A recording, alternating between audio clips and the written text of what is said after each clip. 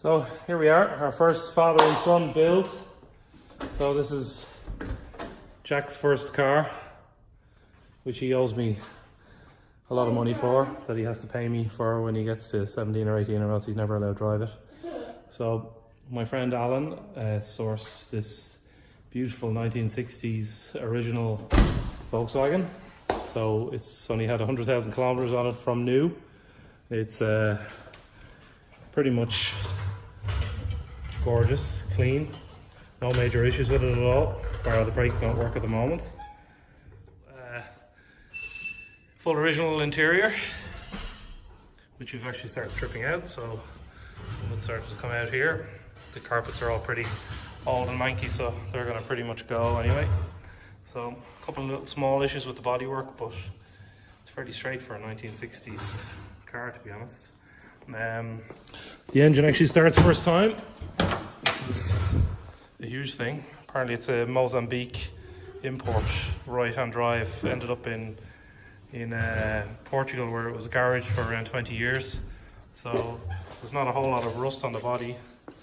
Basically a few little patches like that in here, but otherwise it's actually fairly straight.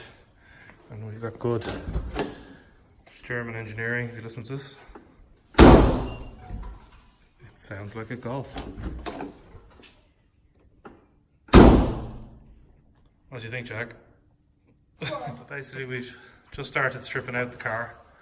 We've taken out some of the carpets. So you can see it's actually just where the water pools underneath the mats. There's a little bit of rust, but there's nothing all the way through, which is fantastic. And we're going to keep going.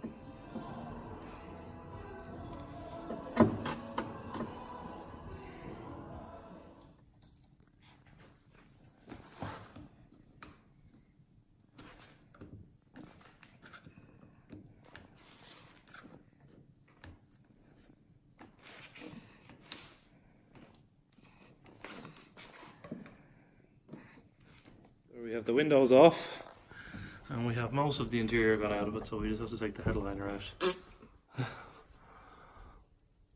So we've got all this crap, which is a bit dusty, so that's why we took the window off, because this has been in the car since 1960, and every time you move a little bit of it, it's pretty horrible.